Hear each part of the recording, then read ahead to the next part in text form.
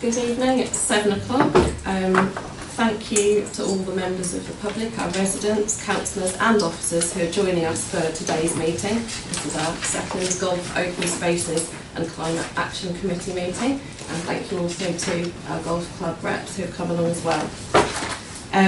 Before we start the meeting, I've got a bit of a preamble, just some instructions. I'd appreciate if you could please listen to those. So councillors and officers are reminded of their commitment to civility and respect pledge and to be mindful of this during tonight's meeting. Please be aware that the council is video recording this meeting and this will be uploaded to our YouTube channel. I'd like to highlight some key points of the meeting format.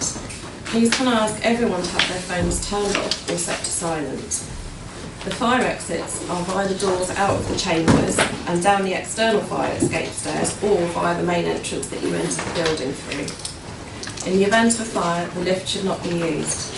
The assembly point is outside the Royal Mail Parcel Office on West Street. Please remain seated unless you're invited to speak or need to take a comfort break. The toilet facilities are out in the corridor you entered through.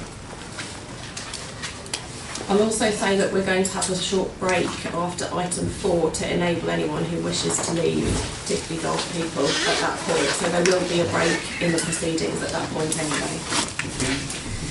Members of the public are invited to participate in the meeting with the key points as follows. Public participation is limited to a maximum of 4 minutes per person and must be relating to an item of business on the agenda, and as Chair I will interject if needed to enforce this. When the public participation in agenda item is introduced, please raise your hand to show that you wish to speak, and I'll invite you to speak. If you're comfortable standing, please do so to ensure you can be heard across the room. You do not need to state your name when you start speaking if you do not wish to, but we ask that you clearly state which agenda item you are speaking about. I'd ask that participants looking to leave the meeting wait until the end of an agenda item to limit distractions for other participants, please. Members of the public looking to leave the building will need to be escorted out by a council officer, and as I said, there'll be a break after item 4 anyway for anyone who wishes to go at that point, but you're very welcome to stay for the whole meeting, of course. We're not going into confidential session tonight. To all present, please remember to show respect to others in the meeting and avoid interrupting where possible to enable others to follow the meeting.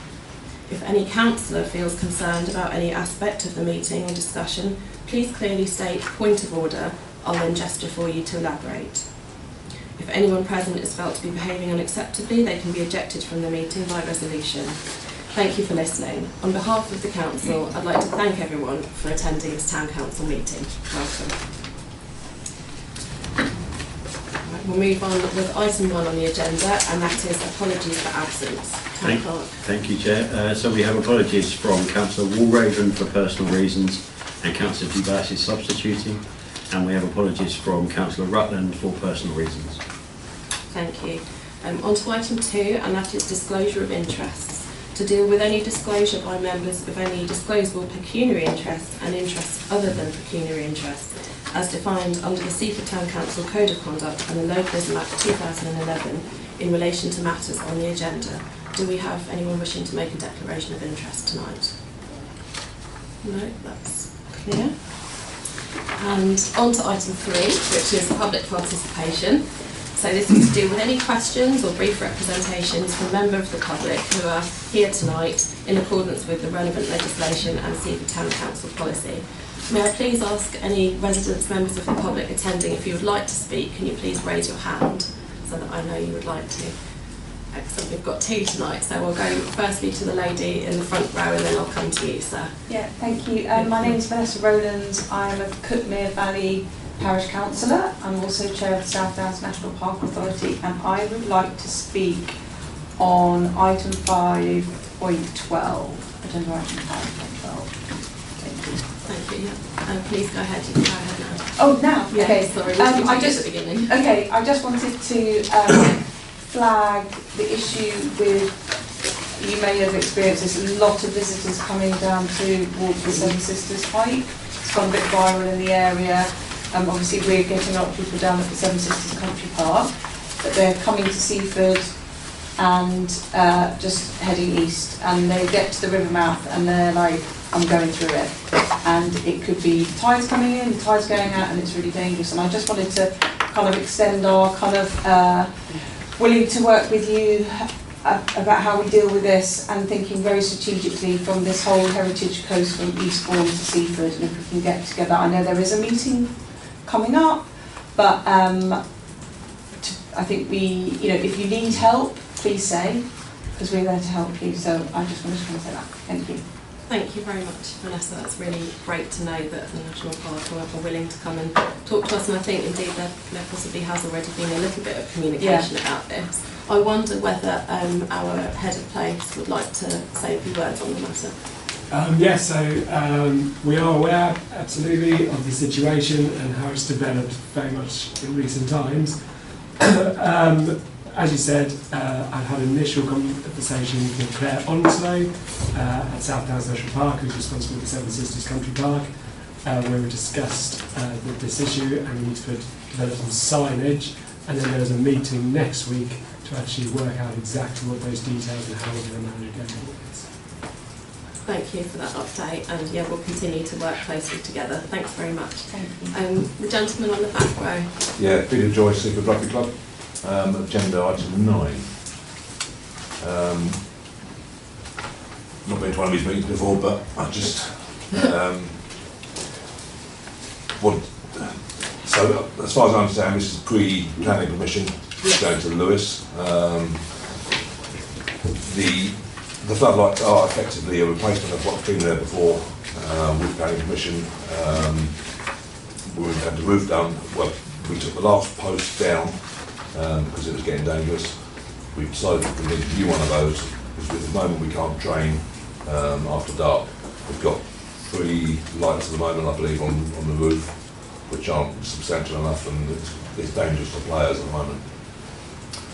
There has been one message, I think, to the council, someone asking for the lights to be a warmer colour, so less obtrusive to night-time insects and wildlife. As far as I understand, we've messaged the company, they've not replied yet, or it hasn't come back to me so far.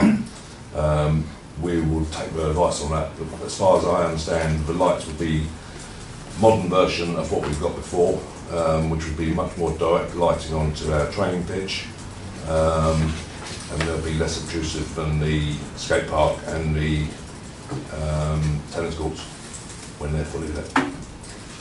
Thank you very much for that representation. That's noted, and it's good to know that there's something in play there. Would our town clerk or any other officers like to make any comment on that from the town council's perspective?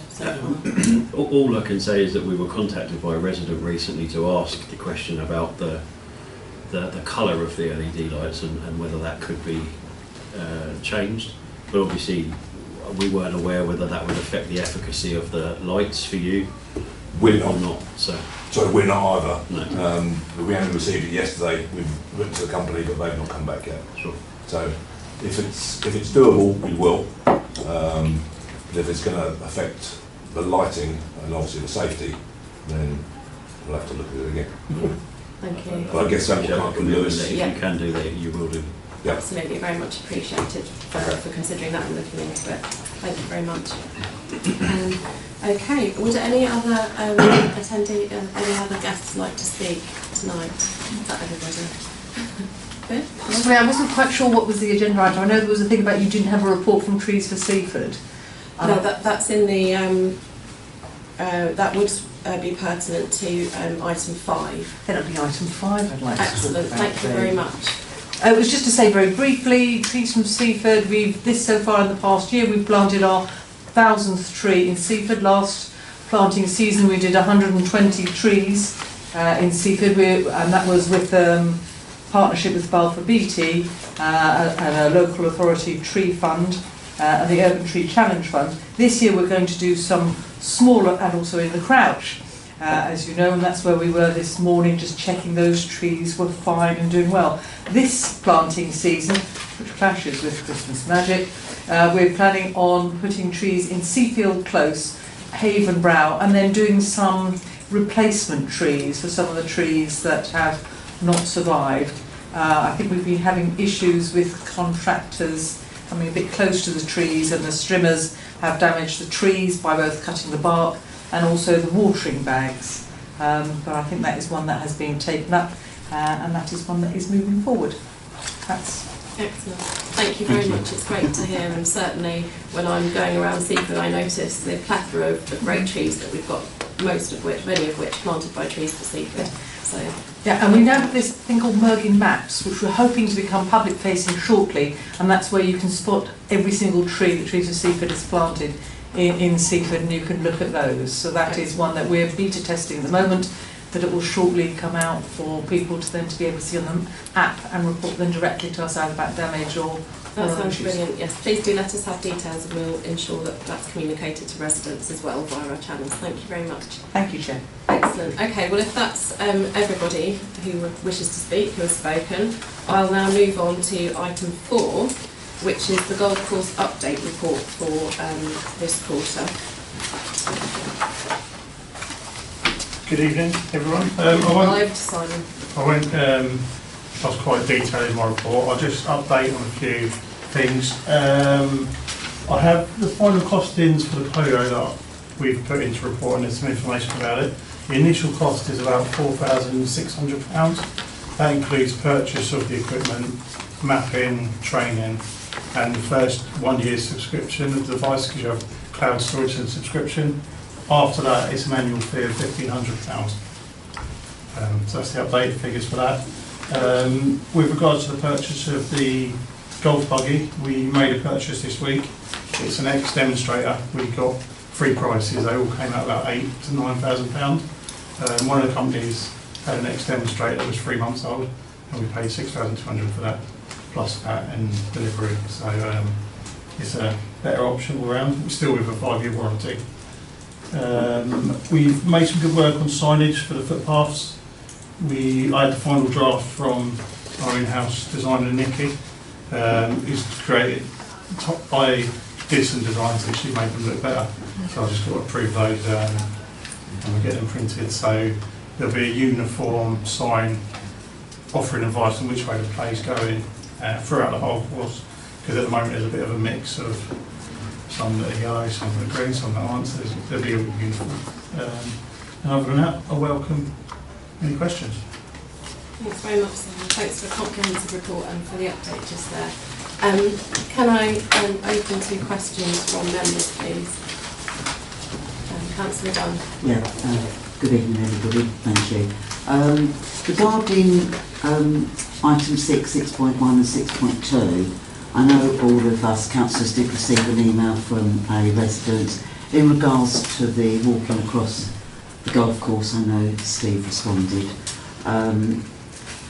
He walks his own dog there, so did I. I'm very aware of what he said. I was frightened of golf balls, so I used to keep as much at the edge as I could. This was many years ago.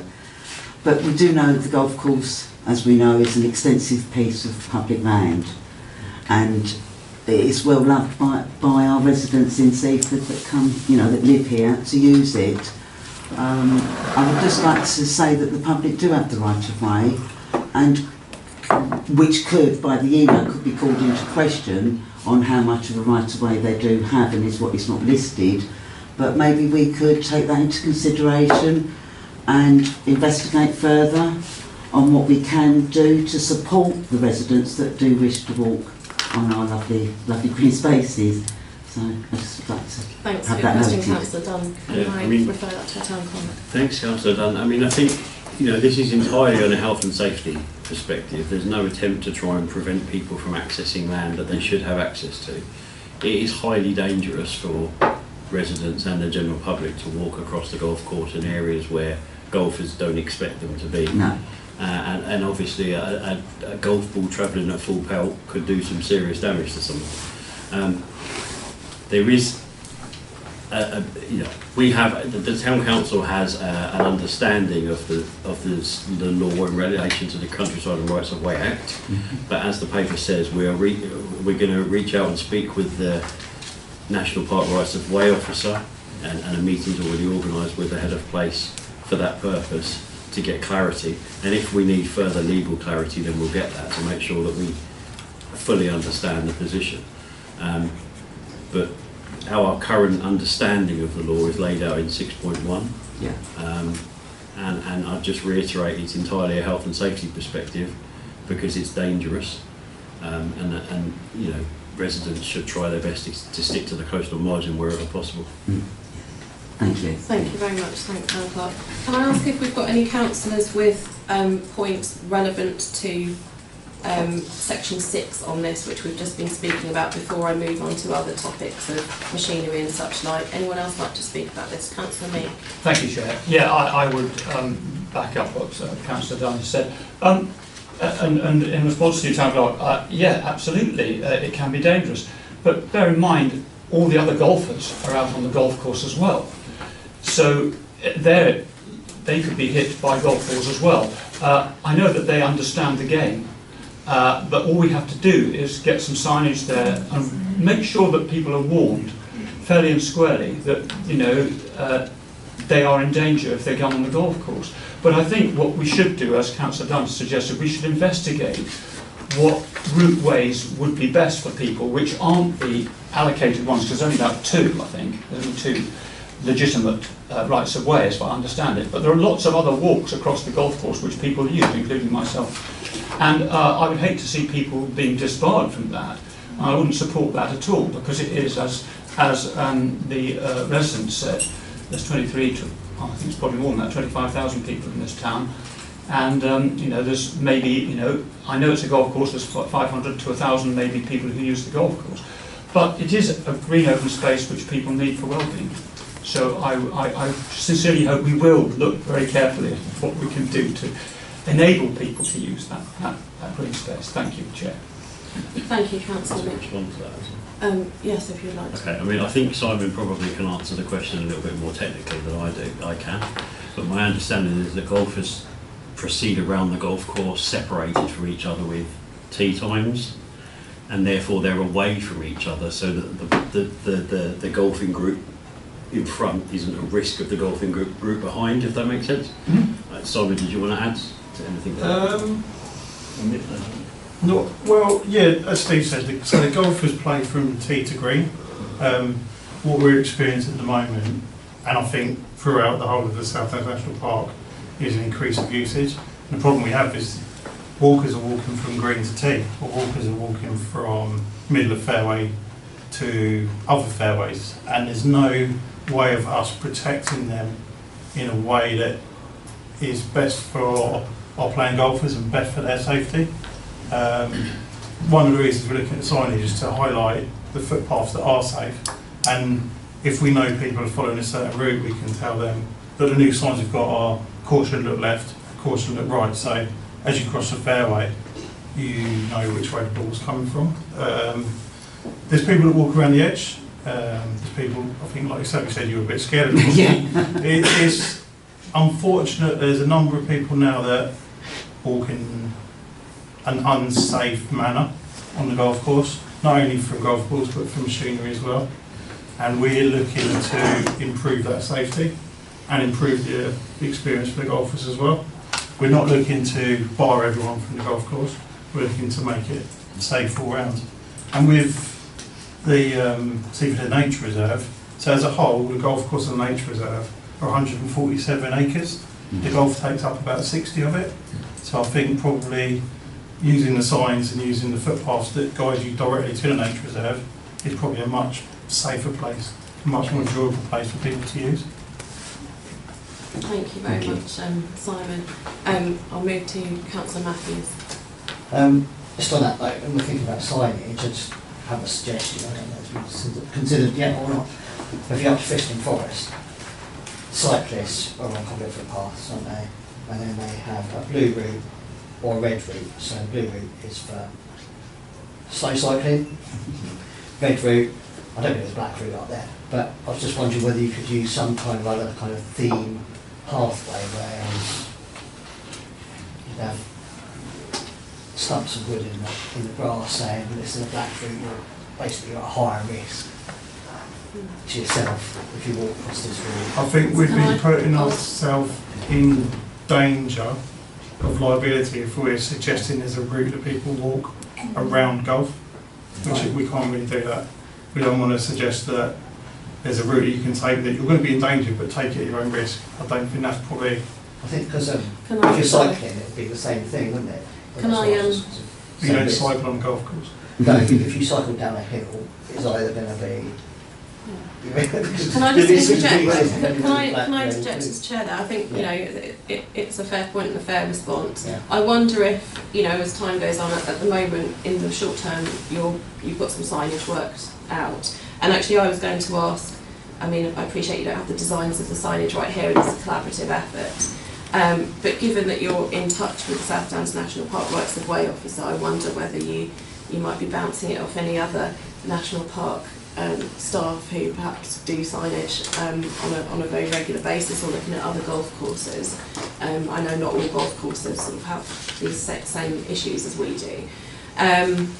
But I was quite keen to know that the signage obviously has to be very clear and it has to be safety first, but also that it's not done in any sort of design way that feels unwelcoming or too unwelcoming to people, because I think what we don't want is any group to sort of feel like they're suffering any sort of antagonism, certainly at the moment, and perhaps further down the line, once the question of right, I mean there are obviously the established rights of way, but any question over future plans, then perhaps that might be a time to start looking a little bit more at routes and things. I appreciate you don't want a ski centre up there, but I just wonder, you know, whether you could respond to those things together before we move on. Yeah. So the signage is advisory as to look left, look right with a caution. Yeah. There's nothing else. And East Sussex, we had a meeting with East Sussex County Council in 2002, and they replaced the 4-foot footpath posts with 6-foot ones. Yeah. And in that meeting I asked, can we put these signs on, and they was more than happy to. Yeah. So they'll be back to front, so look left, look right on each post, depending on which way you walk in. Yeah. And other than that, there's nothing. We did take an example from a golf club in the East Coast, Sheringham Golf Course. Yeah. They've got I forget the name of it, they've got a coastal path much like our King Charles one, but they call it something different. So we've taken a template from that and created a new one. And it's in draft form. I sent details to Nikki sent them back today. Previous meetings, the previous chair had some quite keen ideas on what he would like the signs to be and what to look like. So he was someone that I was going to include, but once the draft design is finished, I'm more than happy to circulate wherever required. Yeah, thank you. Perhaps you can do that through officers, and that can go forward that way. But thank you very much, and certainly appreciate the safety aspect. Sean, I'll come to you. I'll just speak up as golfers and representing the golf club. No one wants to hit another person or incline a dog. I'm a dog lover. I don't want a dog being hit by a golf ball, because they do travel at 140 miles an hour or so. You don't want to be hit by a small hard object. The problem comes is there's some very responsible dog walkers who look out and everything. There's other people with headphones in, walking in the middle of nowhere, and their dog's off the lead. So we're losing to dog mess on the fairways, and which is not good for the greenkeepers having to work around, all the golfers playing around. So it is about safety, really. If we know there's a footpath there, obviously in golf, if you hit a bad shot, you shout 4. You might hear it a few times if you go over there, and a few good shots and bad shots. But if you've got headphones in, you're not hearing that. Golfers don't wear headphones. They play golf and they listen out, and you'll know where they're going. And again, footpaths, we know there's a footpath there, people are more cautious that someone may come out from that direction. If they're coming out from any direction, when you think a golf ball can travel 250, 300 yards, that's a long time in the air before someone walks out in front of it. So you can hit off when it looks clear. If they're walking out from somewhere you're not expecting, it's dangerous. But yeah, we welcome, I love walking my dog in nice open spaces. And if we're perfectly honest, someone probably agree, during COVID when we were all encouraged to get out and get to an open space and the golf courses were shut, obviously that increased the amount of people walking dogs over there. Yeah. And it's worse post-COVID than it was pre-COVID. Yeah. So, thank you very much. Before I'll just quickly come on to with the signage. I mean, I'm well aware of the terminology and the lingo of someone shouting 4 to get out of the way. That hasn't happened to me for many, many years. Oh, you duck. You duck, or you, yes. But many people probably aren't aware of that, and I just wonder whether that particular safety aspect and that warning is publicised anywhere on the entry points to the golf course, so that those who are unfamiliar can familiarise themselves with that, and perhaps with that in mind, who knows whether that might encourage them to listen out a bit more carefully. I just wonder if that's something you take into account with the signage. Well, yeah, there's one other sign. It's the signs that look left and right, and then we've got one that we're going to put on the entrance points. The problem we have is what entrance points, and that's what we're trying to. We're not trying to create an area where there's no walkers. We're trying to create an area where we know where people are going to be. And at the moment, the initial phase is public footpaths because they're designated, they're there, there's posts, and we can sign them. So anywhere that officially is marked on the map that someone can enter, we've got signs, and it gives advice such as that, what you're entering, what the dangers are going to be. So certainly, we can look into whether we add this and out for probably a nice snappy wording of some sort to show that it's definitely something we can add on one of the bullet points. Okay, great, thanks. Right, I'm just going to come to councillors who haven't spoken yet on this because time's moving on. Councillor DeBath. Hi. Just wondering if there's a risk assessment document relating to people walking on a golf course and getting hit by a ball. What are the statistics? How many people up to date have been hit by balls seriously? I've played, there's a few been it. We walk along and they're rubbing their shoulder. Right, so we can't see them. Do you have any records of that? Any records? Sorry. Sorry, can I put that through the town clerk initially? And are you aware that we've got anything like that in the golf section or indeed been in the club? Or is that something we can revert back on? If you've got an answer. Sort of. Okay. Yeah, So I can't give you an exact number, Simon might be able to, but anything which we become aware of would be logged as an accident or incident. So we would be making notes of that as and when it happens. I don't know the number off the top of my head. I can, if I may, to that. Yeah, so there is risk assessments. There's risk assessments hole by hole for each hole of the golf course in terms of players, and there's individual risk assessments for every task and every job we do, and also risk assessments for every person on the site. So that is walkers, golfers, contractors, stuff like that. So yeah, they're all in place. Pete and I went through it only this week. So. Okay, thank you. Councillor Honeyman. Thank you, Chair. I haven't spoken yet. Obviously, I would have thought showing would be on the same footpath. It's going to be a national footpath in the end, so whether or not it's slightly different, I don't know, but probably is in North Norfolk. That's not what I really want to say. The new equipment, you're thinking of, we're mapping there. At the moment, you obviously, do you intend, it does link to what we're talking about this as well, but importing everything into that new equipment, including paths, rights of way and everything you've got so far, which may be in different places, is that your intention? The new equipment is... Including the paths and everything else, yeah? The new equipment is purely water management. So what we include in that is anything that's irrigated. It's all about efficiency of our irrigation system. So pathways won't be mapped in it. But it's got a mapping app on it. I did notice it's got a mapping... It's got a mapping app, but yeah, pathways wouldn't be part of that. Okay. Although we do have maps from Ordnance Survey of the paths and stuff like that. Okay. I think obviously the legislation 2000 is relatively new, so I can see why that still applies, so that's what we're really working on, isn't it? That's the latest one. Work ongoing, yeah. Thank you. Right, so I'll turn the discussion now more in line with what we've got as the advice and the recommendations, which is to look more closely at the POGO device for water management. Thank you very much to Simon and to Fraser for the report. We've obviously had quite a wet and dry period this year, but nevertheless it seems like the golf course has been well played on throughout, and you've been able to manage fairly well, but you're obviously looking to the future and building on the fact that we've got the borehole up there and fairly self-sufficient with the watering. Can you just give us a summary of how the POGO device would sort of up our abilities there in terms of both financial and sustainability? Yeah.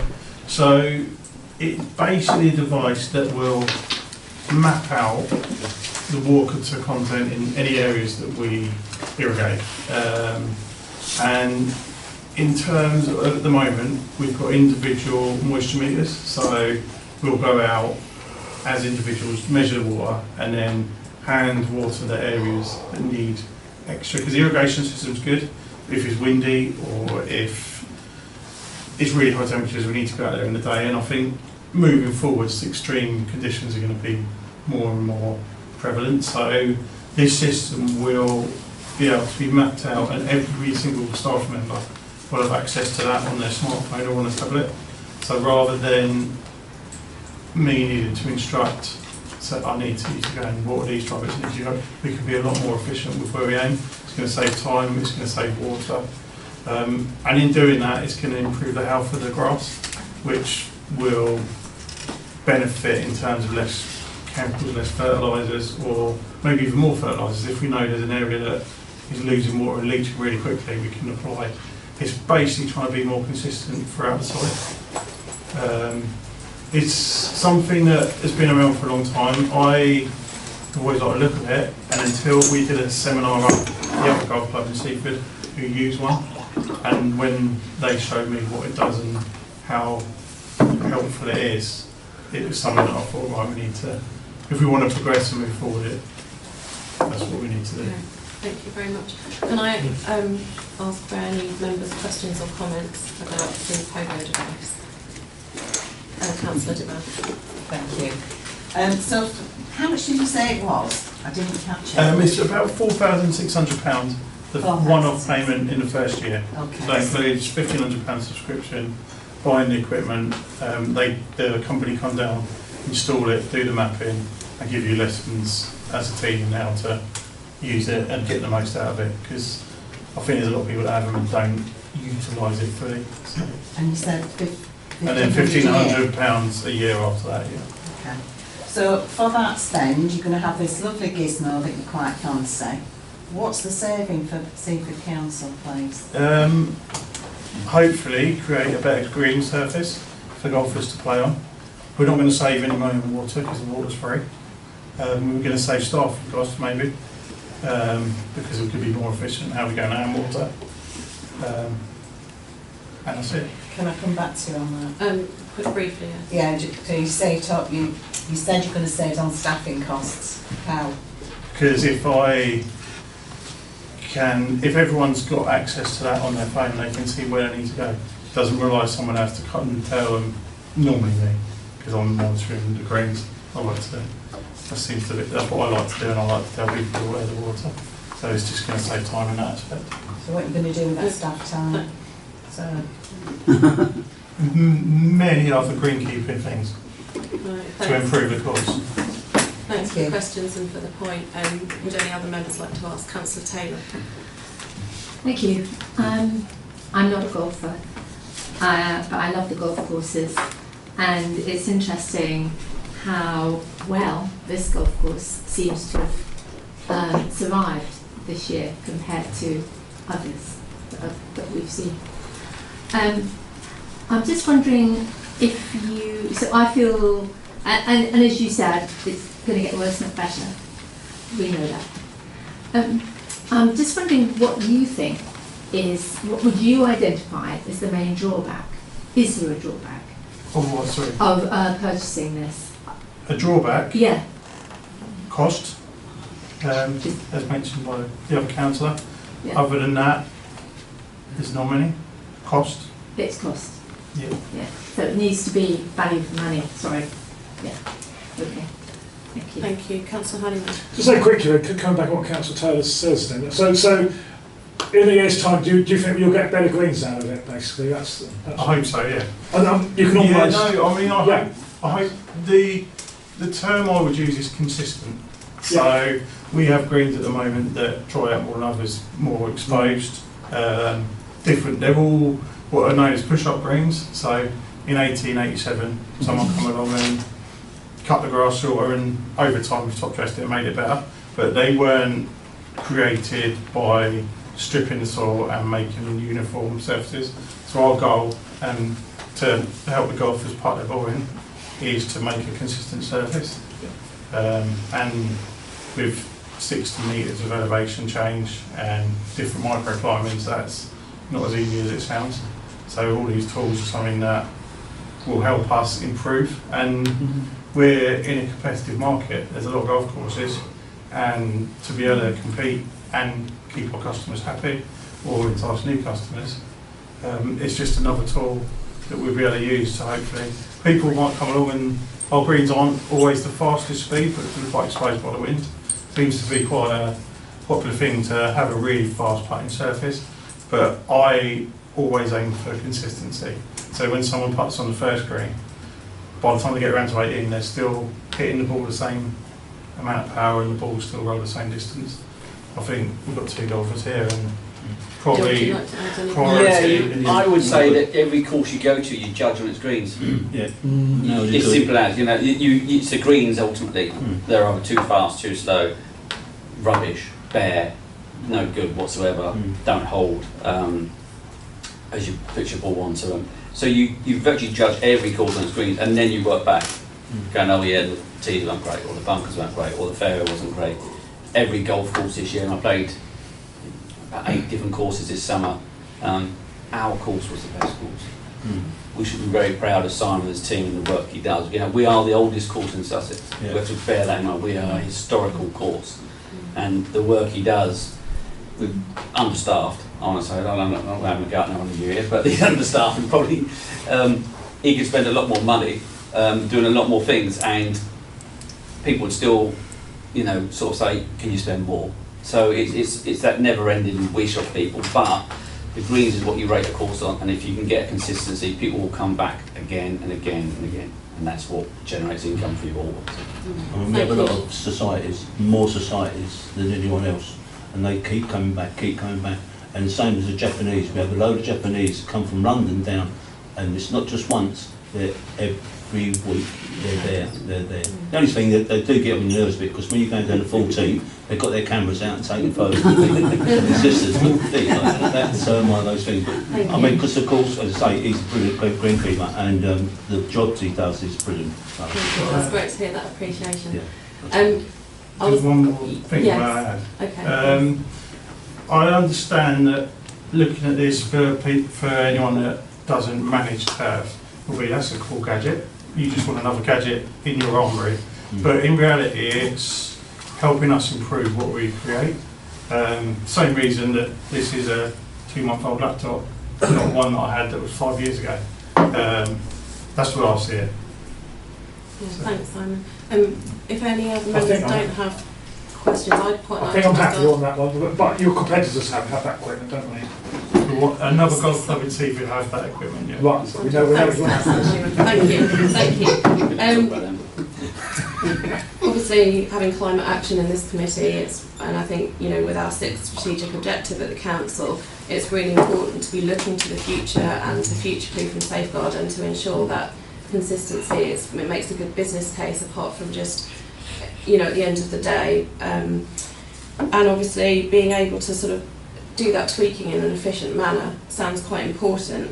I did have a couple of short queries after having read the report, particularly from a sort of, you know, we've got a shifting climate here, and that's obviously affecting our weather, making it often more unpredictable, and so on and so forth. So I completely appreciate, you know, the attractiveness of having the device.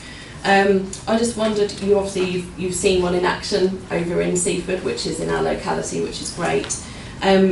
In terms of the contract, you say there's a 5-year warranty. Is it a 1 year and you'll see how it goes and then you can extend, or is it you're looking at sort of assessing this more in the medium term? Because of course not every year is the same, and in fact if we look over the weather patterns year on year, they're changing often wildly, and you may not be able to assess this in 1 year. So I just wondered, you know, if you, as an investment, if you felt like when you're going to start feeling like whether it's been worthwhile and it's helping you to manage the course and your team, if you could speak to that a little bit. Yeah, so I think it's key to not think it's a contract, it's a subscription. So it's a 1 year subscription, and for that you'll get the data storage and the management and be able to create the information that you need, we will always own that device, and we'll be able to go out and take readings. With a subscription year on year will help to build up a picture of where we're going, so 1 week to the next, so we irrigate in terms of millimetres of water. So I'll be able to look 1 week, if I irrigate 3 millimetres of water, is that going to last 1 week, 2 weeks? Depending on the evapotranspiration, we might lose more, we might lose less, and then I'll be able to look at which greens drain better, which don't. And that will help us in the winter. Because if I know the green is draining better, then in the coming winter, I know we have to put less sand on that and put more work into greens that aren't draining better. But yeah, it's not contract subscription. Okay, yeah, thank you. Thanks for clarifying that. And can I also just quickly clarify, you say in the report 1.9 that it's utilising funds available from the capital sales in April, so that's something that's already happened, that we've got the capital fund there to be able to... Yeah, so and unbudgeted as well, so when we brought new machinery April 1st, I managed to secure £24,900 income from the sale of the old equipment, and that wasn't budgeted, so that's extra income. The golf buggy was something that we brought, that was agreed at the last golf cup, and that's enabled us to own the golf buggy, and the one we were using has now gone into the hire, so we can hire 6 rather than 5 or 7 on occasions, but the market uses them as well. So that's where, with that funds available, it's not affecting, it's not taking money from the budget. It's and we still keep quite a bit up on the income from selling machinery, even with the spending. Okay, thank you ever so much for clarifying that, Simon. Right, I think I'm going to move to a vote on the recommendations now. So we've got 2 recommendations, and I'm going to can I take them together. I'm going to take them together in the interest of time. The first one is to note the contents of the report, and the second one is to approve the purchase of a pogo device, and just to note for water and turf health management, and just to note the costs. So it would be 4,600, and that's plus VAT, but we get home it. And then a subscription that includes the first year subscription, and then it would be on a presumably then it would go into the budget for the ongoing subscription. Yeah. Okay. So could I have a proposer for those 2 together, please? Councillor Wearmouth and a seconder, Councillor Meek, and all those in favour, please. That is unanimous, everybody. Thank you very much. Thank you very much, Simon, and to our golf reps, Alan and Sean. Can I just say something, please, before we go any further? Have you got cleaners for downtown toilets and Seaford Golf Club? Because the toilets are absolutely disgusting. Can I note that, and I will give it that as an action to the town We need someone clerk. to come round to have a look, because they are really disgusting. We have a lot of people coming in, and I've had complaints about the toilets downstairs. Okay, we'll certainly take that up as a matter of urgency, so thank you for raising it. Thank you. Okay, before we move on to item 5, I'm going to call a break in the agenda to allow those who wish to leave to leave. But thank you very much for joining us this evening and for your input to the meeting, and for all your hard work, which is ongoing. Thank you. Right, we'll resume the meeting now at 7:50 p.m, and we're moving on to item 5, which is the projects log, and to provide an update on progress and actions relating to the Town Council's open spaces and climate action agenda. It's quite a comprehensive report that touches on a lot of things. I'm just going to pass to the author of the report, which is who is Sharon, just so that you can introduce it and update us on anything that may have changed since publication. Thank you, Chair. This report is presenting, as Christine has already mentioned, the Open Spaces and Climate Action Projects Log, and to provide an update on the progress relating to the Town Council's open spaces. The report sets out our current position, highlighting achievements to date in areas where further action is planned, and it's designed to give an overview of what work has been undertaken, and I'm happy to take any questions about the report. Thank you very much, Sharon. Can I open the meeting for questions from members, please? Councillor Dunn. Yeah, thank you. Page 26, section 9, it gives an update on the 5th of August 2025 meeting regarding the Cliff Gardens project. He says Martello Fields, which I think could be quite misleading. Shouldn't that heading really sort of say the Cliff Gardens? Because it's not really in the Martello Fields, so I didn't know whether that was relevant. Can I pass that to you? I suppose it's sitting Sort next to the next to it, yeah. Fields. So, I mean, we can look at changing that for future reports. Yes, I mean, it does say next to it, including Pumpfield and Cliff Gardens, but I mean, technically it's only really happening in Cliff Gardens, isn't it? It's so not we actually can touching the update Pumpfield. that for future reports when we're reporting back to council. It's a bit of a silly thing. Thank you. So, Thank you. yeah. Did you wish to make a further point, Councillor Dunn, or was that the point?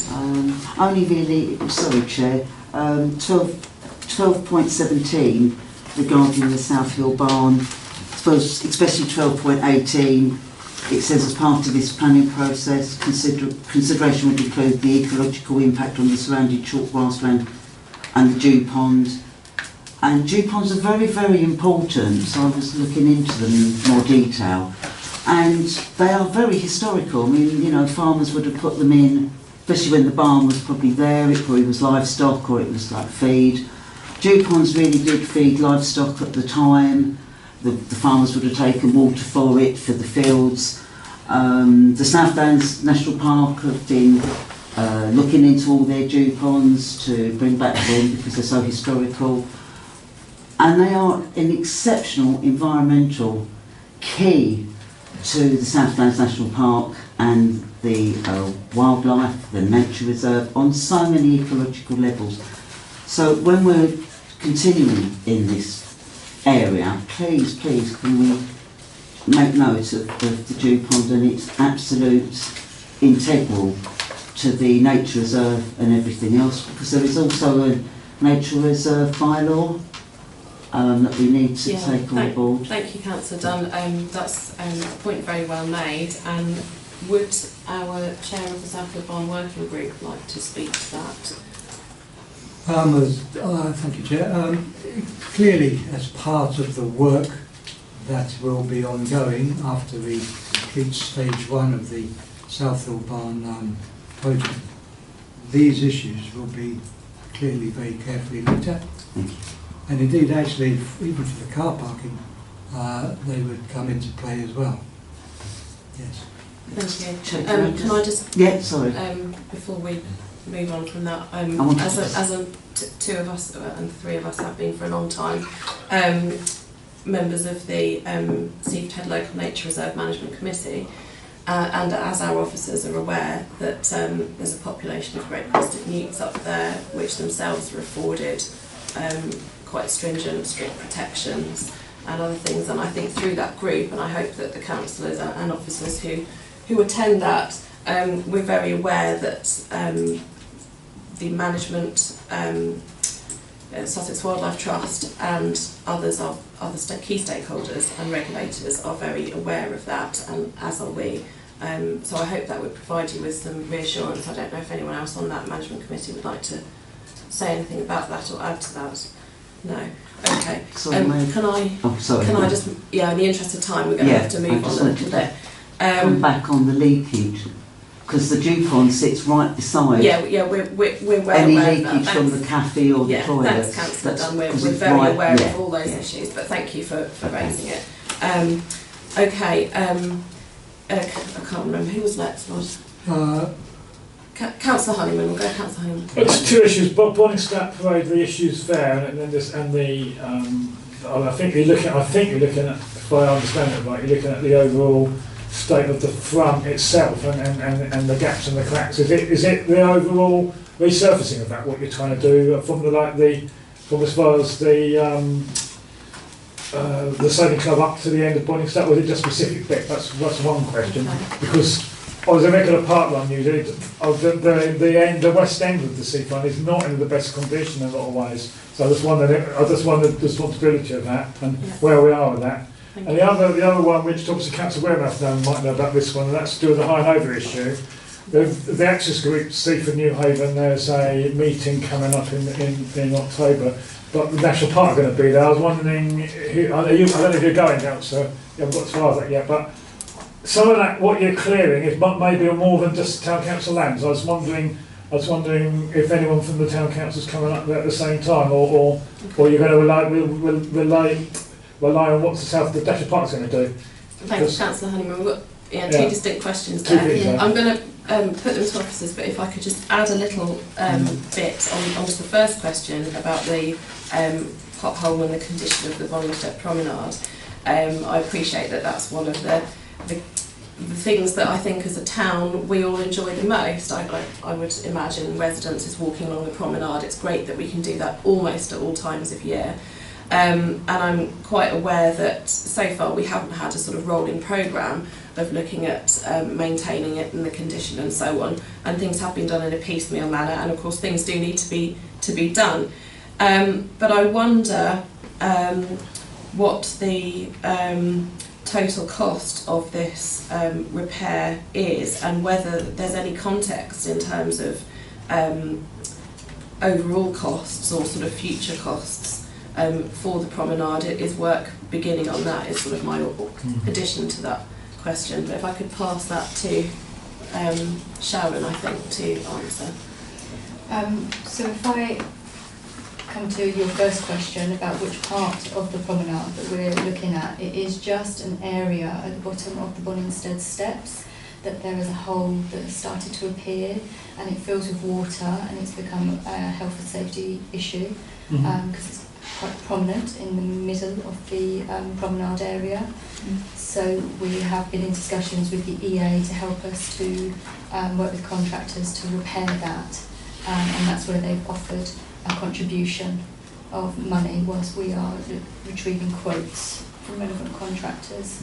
It's more than just sea surface in this bit then, it's quite more significant, would you say? It would be the whole slab there that needs to be repaired and replaced. That's quite costly. Very costly. Okay. Yeah. And the wider picture, is that another issue?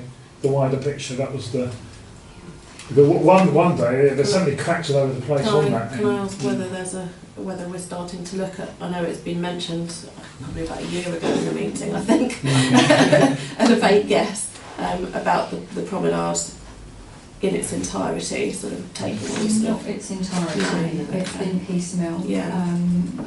Yeah, that's as far as it has got at the moment. Thank you, maybe that's something we pick up in the future, thank you.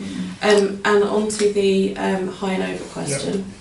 So High and Over, I'm not aware of that specific meeting, however I met with the National Park Authority about 2 weeks ago with their ranger for the area at High and Over to discuss how that's managed and how they can help us with their National Park volunteers on that. And then we're meeting with the National Trust, who is our neighbour there. We're meeting them next week, I think, end of next week, to discuss how potentially we could do more joint up management of the site, because we're both up there doing similar work, and also to look at how we improve access to the site. So we are speaking to both those parties about how Just quickly on that then. Very quickly. Yeah, okay, with the access group, obviously you're going to be looking at land before they go up in October, if you're going up next week. So there's apparently the official viewpoint. I think the landowner is quite. I don't think that gets cut down, and I think with access issues, the view gets curtailed. You can't see it. So it's the bit of land which you can't see down on the Cutler Valley, which all gets blocked. So that's the question which I think needs to be addressed. Yeah, so we specifically have spoken to the South Wales National Park Authority, and they've said they are happy to use their volunteers to help clear that area. I think you know the bit I mean. Yeah. Thank you. Thank you. That's great to know. Councillor DeBath. No. Oh, sorry, Councillor Taylor. Yeah. Thank you. Just as an addendum in terms of Bollingstead, that's becoming an intensively used area because it's got the sauna, it's got the hut, it's got skippers, and some of the and could I please ask that in terms of anything that we do it in collaboration, particularly with the people who are running those two sites, skippers particularly, because it's our concessions. But what I want to say is that I want to move on from that to say my family rented at the Westview beach huts for 2 days in the summer, in August. It was brilliant, grandchildren love it. The dog issue is quite significant there. And i.e. there are people, I know, I just want to say, could we please make sure that we have the signage updated by 2026? Thanks, Councillor Taylor. Okay. I think regarding the bylaws for the dog ban, that's actually, and the sections of the Seaford, correct me if I'm wrong, officers, but that's a Lewis District Council issue. So you may email me about that directly, okay, please, okay. in my other role, declare other council That's role. good to know, and I will do that. And with regards to the first question, can I please have some assurance from officers that all relevant stakeholders and parties have been informed about the repair to Bonningsbet? Yeah, we have informed the concessions that there will be need for repairs. We did let them know that the current fencing barrier would be put in place, and they are helping us to let us know if it's moved or if it's been moved, so that we can look at how we keep it in place. Well, can I just Thank you. Sorry, I think I'm going to move on because Beach Huts is actually the Beach Huts themselves are the other committee of assets and facilities. So I'm going to move in the interest of time on to Councillor Whitmer. Thank you. Okay. Thank you. Thanks.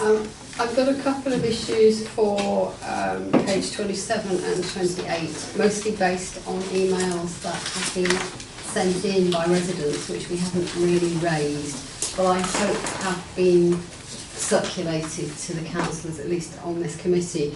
The first one is 12.3 about the Seven Sisters Nature Reserve, but actually it's really about the balance of our priorities and accent between our care of the golf course as our asset and as the nature reserve. And I know this is quite a contentious subject, but I think there is a point very well made in this lady's email about the signage and letting visitors know about that this is an SSSI, a site of special scientific interest.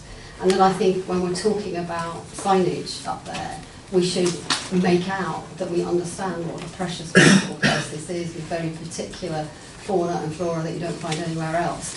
Because if people don't understand what is up there, they are not going to be able to help protect it. And I think the point is very well made that we have to be seen to protect it, and signage and information is one of the basics.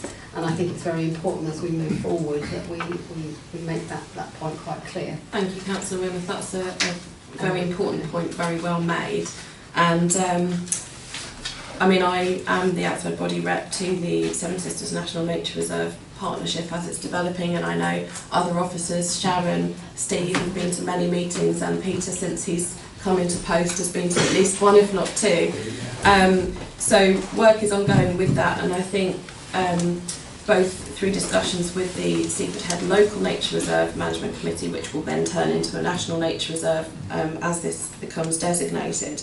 The signage is something that everybody is very keen to work together on, and it's one of the things which we can really draw on those strengths, those partnerships, to create the signage that is modern and takes into account behaviour change science and communicates the value of what's up there and the beauty and the enjoyment to be had, and makes people appreciate it.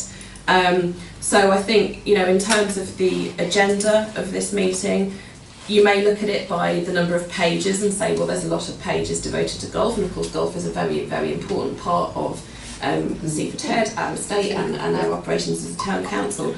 But the nature reserve and other land going down towards the Cookmere and the beach is very, very important as well, and I would stress that that's demonstrated by the fact that we as a council, full council, resolved to proceed with entering the Seven Sisters National Nature Reserve partnership. So that is something which is up and coming, and there will be some changes in the next year or two to that. So yeah, please, any residents watching and so on, please be reassured. Would officers like to add anything to that? No, I think you've summed that up very well. Thank you very much. Right, we'll have Councillor Matthews, please. Sorry, you Sorry, Councillor Dunn.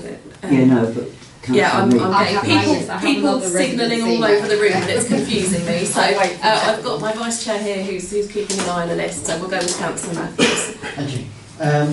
So, it's following up on the residents' comment earlier on Yeah. about visitor safety down at the mouth of the Cookmere. And I just wanted to follow up, so it's section 12, I suppose, 12.1, 12.2. I wanted to follow up on the safety question around, because we've got the budget setting for 26-27 around the chain link fence, but is that going to include a budget for signage? And is it going to include signage that is going to be accessible, readable, understandable to people from across the international community? Because we have a lot of visitors from South Korea, Japan, China coming to see the cliffs. Yeah, thank you. And yeah, I just think it's an opportunity to try and communicate the risks around having your photographs taken for a start. Thank you, Councillor Matthews. Can I refer that to officers who are looking at the signage, please? Yeah, sure. So we are looking at including a signage budget for the next round of budget setting across the whole of the town, including the nature reserve area. And yes, we have been doing some work with other partners in the local area about how we can communicate to visitors whose first language isn't English. And that's normally through picture association rather than words, and just to explore any other options that are open to us. QR codes. Yeah, so we are exploring, and so that we've got a uniform signage across the nature reserve. Yeah. If I could just add to that as well, so just as a point of information, so South Downs National Park Authority had the same concerns a few years ago, and they did a full survey of Beachy Head over a long period of time about languages, and they didn't find a single person who couldn't actually read English. So although, yes, we have a very diverse audience, they all come able to speak English, or at least in the survey, which I think they did 400 people over a year. When was that? Thank you. I think that must have been about 5 years ago, I can't remember. It was pre-COVID. Thank you. Thanks. Yeah, So it has through the evolved, chair. yeah. Thank you. Yeah, that's great. It's a really important point, and to make sure that the signs are understood by the widest possible audience who we have visiting up there. And it's great that there are lots of ideas, and I'm sure that will be taken forward in that manner. I'm going to now come to Councillor Meek and then Councillor Buchanan, as we're going to need to move on from this item shortly. Councillor Meek. Thank you, Chair. Item 12, home steps. I just would like to say that since this was written, maybe, I have been aware that some people have been caught out at the bottom of the steps, because I saw them there myself. I don't know how they got there. This was after we'd actually fenced off the steps. So I'm sure that's just because it wasn't reported to the Coast Guard or the RNLI, but people are still going down there, probably skidding down the cliff face, but also to report, as I did report last week, to officers that those steps were broken into and people had gone down them deliberately in defiance of us having cordoned them off. I just wondered, there was one thing in the report at 12.12, I just wondered if I could ask officers, it says a structural engineer's report has been sourced. I just wondered what that meant. Does that mean you've had a report, or you are in the process of getting a report? Because it then goes on to say that the engineer goes on to say, have been advised that, the EA is not going to do anything about this anyway, and that further cliff fall is going to deteriorate it. So then when you come to say, officers hope to bring an analysis of the options, is that going to be financial analysis and options? Thank you, Chair. Can I please refer that to Do you want me to respond to that? the town clerk? In terms of the report you made on Thursday about the breaking into, a member of Sharon's team went on Friday and re-secured it, so that's been done. In terms of people finding themselves stranded on the beach, we have erected signage in strategic places to try and make them aware that they can't expect to be able to escape from the beach at Hope Gap Steps. And in terms of the point 12.12, we've obviously instructed a structural engineer to look into the various different aspects of the Hope Gap steps, and there are different aspects to that. So firstly, the point that they've made about the fact that it's a no active intervention zone is a large part of the report that they initially provided to us, and we've asked for them to flesh that out a bit more and to add a bit more to that in terms of the various options that we could then pursue. So the options available are going to be a wide range of what is available to us, ranging from do nothing right up to whatever else we could do. So it's more than just financial, it's also the various different ways forward. Thank you. Thank you very much. Councillor Buchanan, you wish to raise a point? Thank you, Chair. Actually, I have 2 points. The first one is item 15, the salts. I'm just wondering if there's any update on the cycle racks that were being planned for installation there. Salts.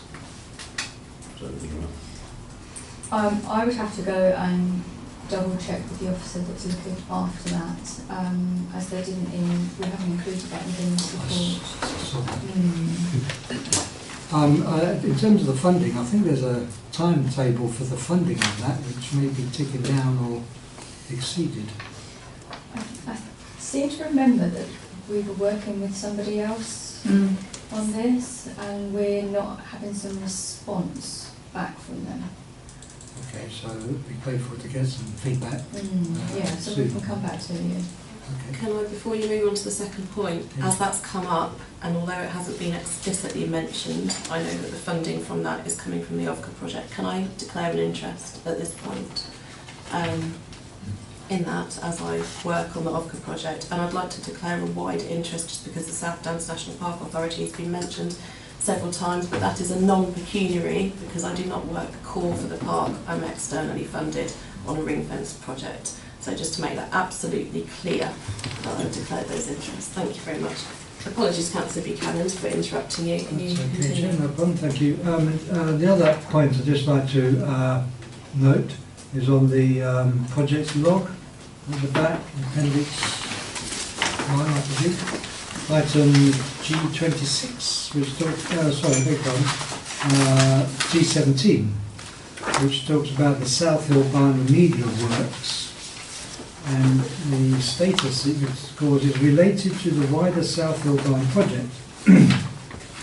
Must confess I wasn't entirely aware of that, but if there's work to be done on as remedial works for the barn, and according to this it says included, I don't know whether there's any current, there's no budgets for that at the moment that I could see, and there's a danger that the budgets for remedial work might get mixed up with the more ongoing project budgets. So it's just an observation there that how that the remedial works would actually be related to the wider South Hill Barn project. Okay. Clearly, if there's funding to be had for the wider South Hill Barn project that could be used for remedial works, that's fine. And equally, any remedial works are done may have to take account of any possible future work, but the reality is with the main project, the wider South Hill Barn project, that could be a couple of years away at this rate. So remedial works are more likely to be occurring than the real barn work. So it's just how that all fits together. Yeah. Can I ask Officer Sharon for some clarification on that and with the timescales, please? Yeah, so the remedial works is to do with the pipe work that sits underneath the courtyard, which takes rainfall and then should automatically feed into the dew pond. So the pipe work underneath there is broken or is not feeding through. We have approached various contractors and there wasn't anybody that wanted to quote to do the works. So we were looking at the works that we want to do as part of the project for South Hill Barn, to include the smaller works in with any larger works that we undertake for providing utilities at the barn. Thank you. That would still be a year or more away at this rate. So it depends how important it is to fix those known issues now.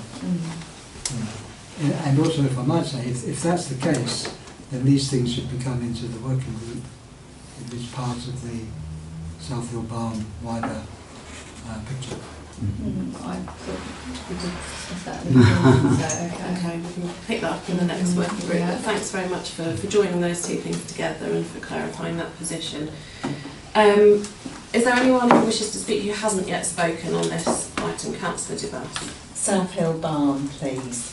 I just wanted to get some clarity on this because my memory says that £40,000 was allocated as a budget to look at parking options and surveys for water and electric. There is no authority to work on anything remedial at all other than essential repairs. So moving on to any phases that you're suggesting has not been approved by full council for any other stage. Officers are well aware of that, Councillor DeBass, and have made that clear on numerous occasions. All right, well, it's just that that's not what's just said now. Well, so I think if I can just Yes, through the chair, I think what Sharon said was that we can't deal with the pipe work because we can't get a contractor to deal with it. So we're saying it's part of the project. We're not suggesting we're going to, it's not that we're not suggesting we're going to move forward on the project for that reason. It's just it needs to be wrapped up in the South Hill Barn project because we couldn't get a contractor to fix the problem. Can I just ask, are you going to, if the project, the timeline for the project is uncertain and phase 2, as I understand it, hasn't been given authorisation, it's just phase 1.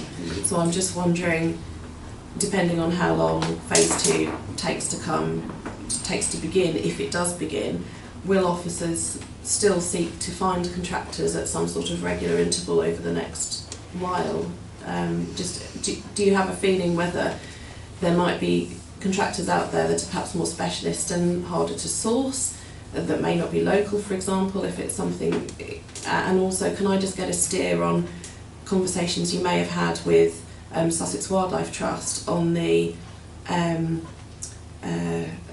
significance of this lack of water input to the dew pond? Obviously there'll be water coming in from other ways, but I was just wondering if you could give us the context a little bit more. So the pipe work underneath the courtyard area has been broken for some time, so it hasn't been feeding the pond for a number of years now. There isn't, the contractors that we've approached really think it's a too small a job, an intricate job for them to look at doing. So whilst we were exploring different areas of updating the barn, if we had contractors on site, if we were approved to move to stage 2, that is where we would like to look at wrapping all the work in together whilst we have contractors on site. If we can't move to stage 2, then I think we'll have to go back as officers and readdress whether there is any other way that we could look at that. And we would have to set some budget aside as well. Okay, thank you for explaining that to us. I really am going to have to move on soon, but very quickly, Councillor Meek. Just two things, thank you, Chair. I seem to remember, I may be wrong, but I seem to remember that there was £60,000 that was talked about, that was put aside for the barn just for remedial work that needed doing on the roof, on windows, on leakage, all those kind of other things. I seem to remember that's what it said it was going to cost just to keep it like it is. That's before we even did anything to it. I don't know if the pipe work was part of that. The pipe work, if we're talking about water coming out of the courtyard into the dew pond, I'd have thought we should definitely be thinking not about that. That's the worst thing we could do at the moment. We've got a diesel generator in the courtyard, we've got toilets in the courtyard, we've got coffee, we've got millions of pedestrians going through there. The water for the dew pond should come off the roof, not from the courtyard, surely. I'd have thought that's the worst place it could come from when you've got danger of diesel spills and whatever else in the courtyard. Thank you for raising the pure that issue of water would be pollution. coming from the roof, surely. Thank you, Councillor Meek, for raising that issue of pollution. Were your comments, councillors, on the same issue of pollution? No, mine's completely different, but I don't know about Councillor I didn't get a chance to finish what I was going to say. Because okay. I'll refer this one to officers. Just succinctly, please, on the issue of localised pollution. With the pollution, it is It is the runoff from the drainage that's around It is, yeah. the barn itself, but then that goes in and underneath the courtyard and out into Councillor the Dunn, Duke please. Hall. It's quite an intricate system, and that's why we haven't got a contractor that wants to touch it. I'll talk to you later. Yes. Thank you. Quickly, please, Yes, the Councillor. final point was to say at 12.19, the working group is going to review future parking arrangements, but it doesn't say what the next step is. So are they going to come back with the recommendations to this group or to full council? How's that going to work? Councillor Buchanan as chair of the working group. Thank you, Chair. The process at the moment we're going through is we've had a study done by a traffic consultant and who has produced a report which shows a way of increasing the parking up at Seaford Barn. We're now also going through a whole bunch of other issues that will be related to the parking, including covenants and legal issues and those kinds of things, and also beginning discussions with South Downs National Park, because they, as far as I'm aware, are the authority that has approval jurisdiction over what we do up there. So there's a whole bunch of other issues being looked at.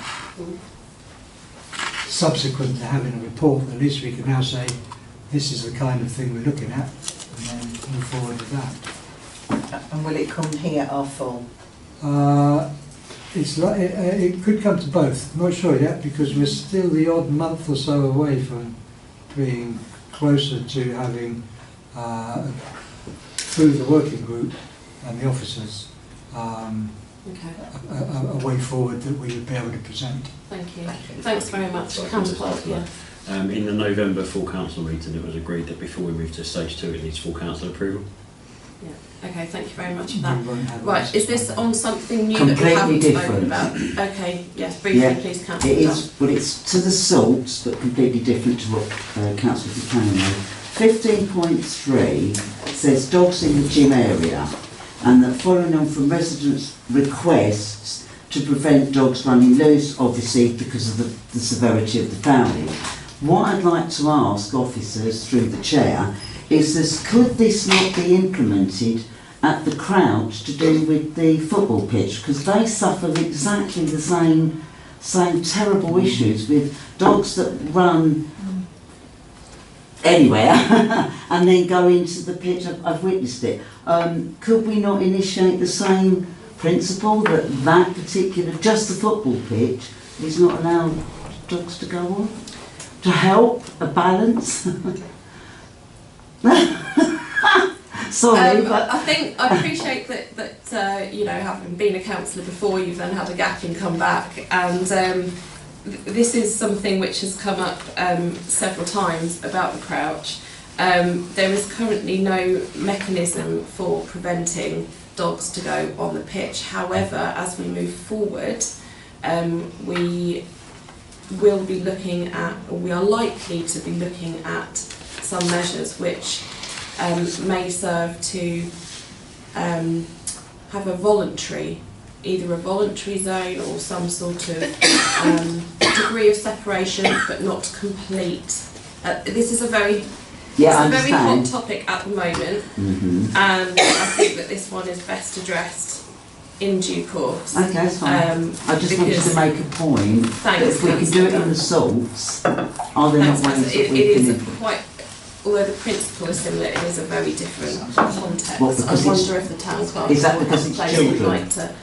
I think all I can say is that it's because there's an existing area, and there is not an existing area at the Crouch at the moment, and there are, through the Crouch Stakeholders Group, which meets every 6 months, so on, there are discussions ongoing about these topics. Yeah, through the chair, I think I'd say that there's work of probably 2 separate working groups that feed into this, and those 2 working groups haven't yet come to a conclusion or recommendation. And so that's why it's difficult for Councillor Briscoe to say what will or won't happen, because that hasn't yet been approved and it hasn't yet been recommended forward. But it's sort of on the horizon. Yeah, okay, that's fine. Thank you very much.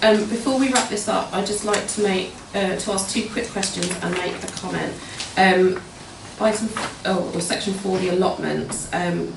There was an inspection in July. Thank you, officers, for doing that and inspecting the perimeter fence. And it's great to hear that the site was well maintained. I'm the outside body rep for the allotments, and I really enjoy going along to their meetings and going up to the allotments and just seeing how well run it all is and how people enjoy it. However, they did raise with me a concern about overhanging trees at the on the side which is parallel to Vale Road, and I just wanted to ask officers whether you're aware of that or whether you have inspected that, and perhaps that's something we could link up with afterwards, if not. And the other quick thing was section 11, Seaford Community Garden. It says there's no update. I'm just wondering whether we're actively contacting Seaford Community Garden for an update, or if you're relying on them to come to us now that it's come as a standing item on this part of the agenda, because I was there yesterday, albeit with in a different guise, and seeing the amazing work that's going on there is really good. It'd be great to bring that more fully to council. And the third thing that I wanted to comment on was the grass verges contract, and I really just wanted to say thank you to officers for being so responsive to quite a curveball which came in this contract, and ensuring that the third cut was done in a compliant way and as soon as practicable. And I certainly haven't received any complaints or anything from residents about the grass this summer. I don't know whether other members have, but to me, from walking around and looking, it seems to have gone fairly smoothly despite that quite major interruption there. So I just wanted to say thank you. Yeah. So the two quick ones about the allotments and the Seaford Community Garden. So the allotments, we'll go and inspect those trees in Vale Road because they haven't advised us of that directly. And the update from the community garden, we haven't heard from them with what they're doing, but it's more what work we've been doing as officers in that space. Okay, yes, sure. Yeah. So we have, since our last meeting, we haven't done any further work. Okay, yeah, I appreciate there was some before, so thank you for clarifying that. Thank you. Right, I will bring this to a close now so that we can move on to the next item, and before that I will ask for a proposer. May I have a proposer to note the contents of the report? Councillor Matthews, and a seconder? Councillor Meek, and all those in favour, please raise your hand. That's everybody. Thank you very much. Thanks, officers. Okay, so we're now on to agenda item 6.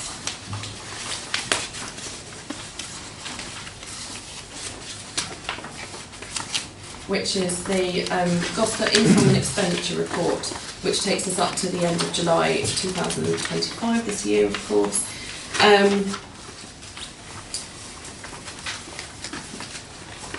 Can I, ask the town clerk to introduce, please? Thank you, Chair. So this is the general report which is produced at each Gloucester meeting of the income and expenditure up to the last complete month when the report was written, and I'd invite any questions. Any questions? Councillor Wimmer. I've got a question on page 37 about salaries, wages and retainer for the golf course. Can I just ask which line it is? So the golf professional retainer is 4041. Yeah. And the budget for that is over £70,000. And the salaries and wages of 4,000, line 4,000, which are just under 170,000. Why is the golf professional seen as differently and not included in the salaries? And if he's on a different employment basis, how do we judge the output? How do we judge whether we're getting value for money for that money? How does it work? Thanks for your question. Shall we? I'll refer that to officers, whoever would like to answer. So I can answer why he's on a different line. He isn't an employee, it's a simple answer. He is a contractor that is contracted out to him.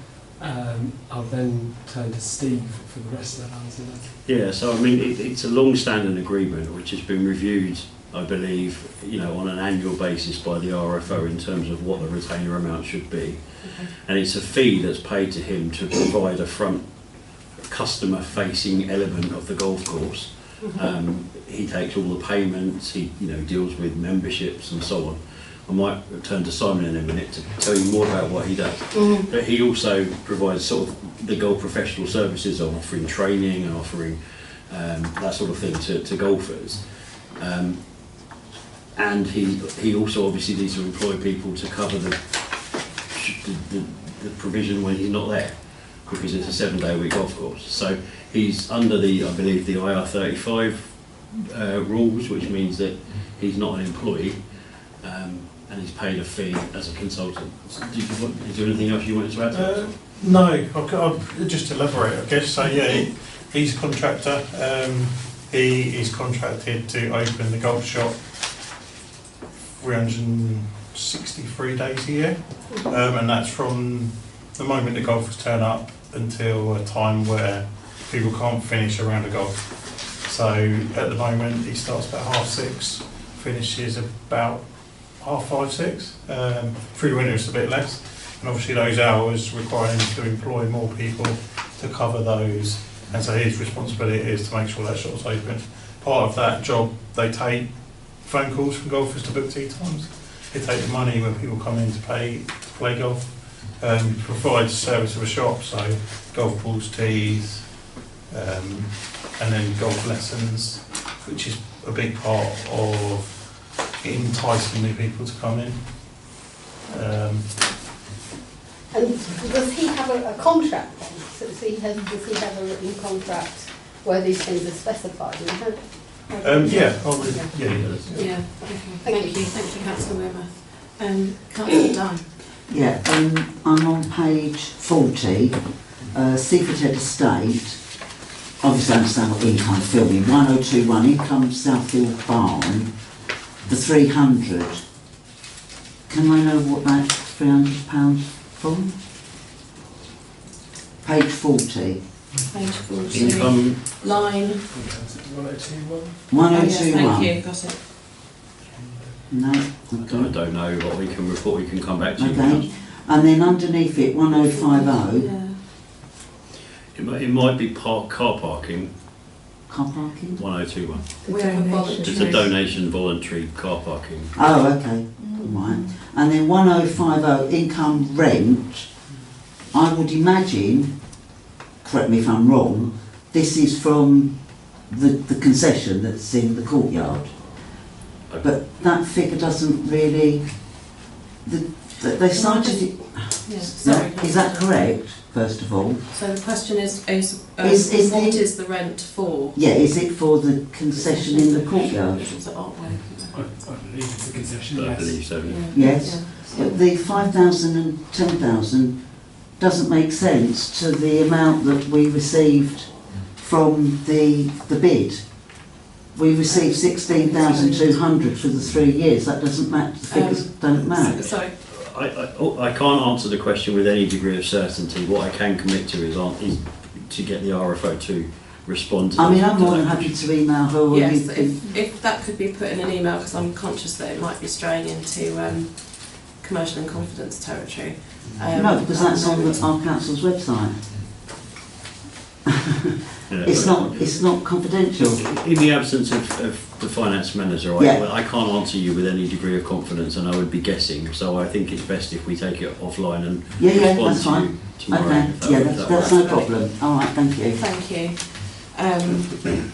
Okay, any other questions or councillors? A quick one.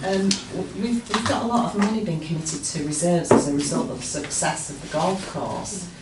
And I don't think that's publicised enough, and some people are quite negative about the golf course, that the council are supporting something for a limited number of golfers, and we've heard that tonight from a member of the public, and I just wondered if there was some way to sort of communicate that to our residents, to say how it is an income generating facility and it's the most successful thing we've got.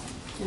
Thank you very much, Can we Councillor do Devas. something about that? I was actually going to ask a bit of a similar question, not so much on the communication, but just to recognise that money is coming in and that it's in a very healthy position. So if I could just sort of add that to your question and pass that to the town clerk initially. Yeah. I mean, I think I'll work with the head of place in terms of how we can best communicate that and make a success story of that and make residents be aware of that, because whilst it is buried deep in the paperwork, I accept it's probably not front and centre for residents that haven't spent their time reading all of this stuff. And then the opposite of that, where the view used to be costing us money, we need to be saying something about that as well, because I think perception as well is that it's still a white elephant and, we've actually turned it round now.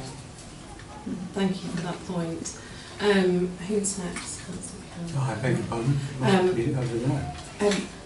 You haven't spoken yet on No, not at all. neither of you. So sorry, was it we first, Councillor Meek? I don't know. I don't know either. Right, we'll go Councillor Hanneman then. Well, it's actually partly following what Councillor DeBass said. Obviously, if it's outsourced the view, which goes hand in hand with the golf, it's quite difficult publicising what the golf review's doing, isn't it? In that respect, that's outside our remit, isn't it? So you could argue what we have got left is quite limited. It is for golfers, you could argue, couldn't you? That's one way forward. But what the view put out is up to the management of the view, isn't it, partly?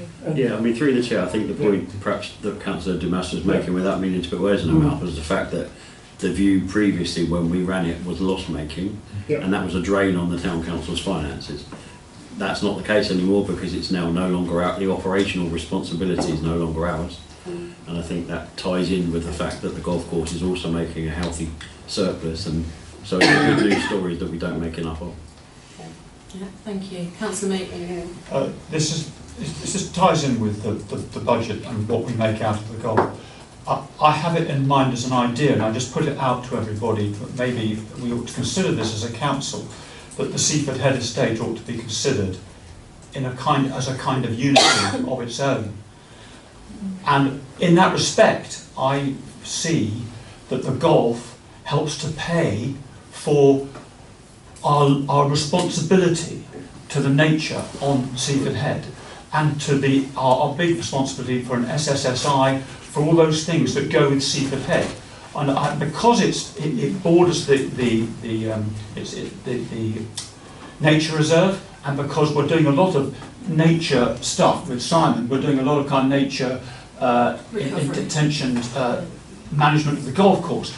Can we not look on that as the Seaford Head Estate as a bit of an entity in itself, and therefore a lot of the money, I feel, as opposed to just going to general reserves, as Councillor Bassett just said, where it kind of gets lost and we don't see what that money's doing, it's just kind of generally boosting up the council. But I feel personally, I wonder what other councillors feel, we can discuss this maybe outside this room, that money should help to feed into nurturing our responsibility for looking after the whole of Seaford Head, together with what we get from the farmer, together with any grants we get, and together with what we're going to do with South Hill Barn. Thank you very much, Councillor Meek. Thank you for bringing your ideas to the table. Thank you. They're much appreciated, and I'm sure will spark a lot of thought and ideas and discussions going forward. However, not tonight and now, but perhaps that's something we can look at in due course. But thank you for making that point. I'm going to come to a vote on the recommendations now. So the recommendation is to note the contents of the report. May I please have a proposer? Councillor Matthews and a seconder. Councillor Wearmouth, and all those in favour, please raise your hand. Councillor Dart. Yeah, that's everybody. Thank you very much. Thank you very much. Right, item 7 we are postponing, so we're not going to address that this evening. But going on to item 8, which is an update on the progress of the grounds maintenance contract, which we've got for April 2026 and the planned next steps. Sharon, would you like to introduce this item, please? Thank you, Chair. This report sets out the current position of the work that has been undertaken so far in preparation for the new contract, and the timeline to ensure a smooth transition. The plan next steps are within the report, which focuses on officers ensuring councillors have sight of the content, with proposals of the tender being published, being clearly set out in the report for councillors to review. And I welcome any questions that you have in the report. Thank you very much, Sharon. Can I open up to questions from members, please? I'm going to make this, yes, thank you, Councillor Dunn. Yeah, page 49, 2.1. Officers have engaged with numerous stakeholders for the Seaford Green spaces to discuss the specs, blah, blah, blah. Can I just know what stakeholders were included, and did it include Crouch concern regarding or in relation to the areas surrounding the football pitch? Was they, because they are part of the stakeholders group, They are, aren't they? thank you, Yeah. Councillor Dunn. Thank you. Can I refer that to you, officers, please? Stakeholders, we've engaged with all the sports clubs that use our facilities, with Trees for Seaford. I can't remember the stakeholders. The biodiverse. Seaford Action for Nature. Yes, Seaford Action for Nature, because they've recently changed their name. Yeah. Okay. We haven't communicated with Crouch Concerns as users of the Crouch. Okay. Well, don't know if I may just add to this a little bit. Obviously, we're bound by timescales. Really, I know that there's a pressure to get this out, and I believe it's coming to full council. Does that timescale work at all with the next Crouch stakeholders group or SALT stakeholders group, or are they out of sync? I know there was some discussion at the last stakeholders groups to do with this. I think they're out of sync. We can't wait until that meeting for us to, discuss. I mean, I think we can't consult with everyone who uses the Crouch because it's impossible to define who that is. The sports groups are those who are properly constituted groups who have got a view or a position in terms of the use of the space. So I think we've tried to consult as widely as possible. Yeah, it's fine. Okay, thank you, Chair. Thank you. Any other questions or comments from members? If I may just add one thing, I believe, Sharon, some time ago, a month or two ago, we were approached, and again I will just declare that this crosses over slightly into work, but we were approached by colleagues of mine on the OVCA project with the offer of a free or funded biodiversity and habitats assessment from a specialist, and I'm aware that the reports have just come back for that. That's for the Crouch and for the Salts. Now it's something which I haven't even read yet, but I just wanted to make everyone aware that they exist and they're there. Whether or not we choose to act on anything subsequent to those is obviously, it will be at officers' discretion, I think, according to the timescales, Steve. But just to make people aware that those exist and they're there, and that's a resource which you can consider and you may wish to consider in conjunction with the new contract tender. Thank you. Anybody else got any other points? Right, okay, let's move to a vote on the recommendation, which is to note the contents of the report. Again, may I have a proposer, please? Councillor Meek, and seconder, Councillor Dubas, and all those in favour. Thank you, that's everybody. Great, right, so we're moving on to it is our last one, isn't it? Our last item, which is item 9, which is a proposal for a floodlight system upgrade at Seaford Rugby Football Club at the Salts due to deterioration and inefficiency of the existing lighting setup. The report seeks approval from Seaford Town Council from us to proceed with the proposed upgrade. Again, it's authored by yourself, Sharon. Would you like to introduce this with some key points, perhaps? So the report, as we've heard from the gentleman this evening, that it sets out a proposal to upgrade their existing floodlights due to the deterioration and the challenges that they face currently at the site. And I would welcome any questions, and it's seeking your approval, I suppose, for the upgrade. Councillor Matthews, and then we'll work down the table. If the gentleman's still there, but so my question was, is there any possibility that they can include solar panels and batteries in help power these LED floodlights? Thanks for the question. There's no VAT on solar panels at the moment, so it's like it would seem an opportunity if you're going to find this might be a cheap time to take advantage of it. Thank you for that. Officers, are you aware of any plans to that effect? There's no proposal, but it's worth noting that this will be a far more energy efficient system, so there are efficiencies within there, but we're not aware of them. Yeah. Thank you. Well, I expect it could be even more efficient. Yeah. Well, perhaps that could be fed back to the rugby club or something for them to consider. But thank you for that point. So next was Councillor Honeyman. Thank you. Can the lights be used by other users in the summer months? Because, for example, cricket, and they want to go into the evening. Is that a possibility? And I don't know what happens now. Or is it exclusively for the rugby club only? That's the question. Good point. Because it's a multi-ground generally. It's a muggle, isn't it, effectively? Yeah. So I just wondered if that's ever been considered, and if not, why not? My understanding is it only points at the rugby practice area, and it's not something which can be moved. Yeah, it only covers that very small area. They wouldn't even be able to use it for their own matches, so it wouldn't cover where any of the wickets are, I don't think.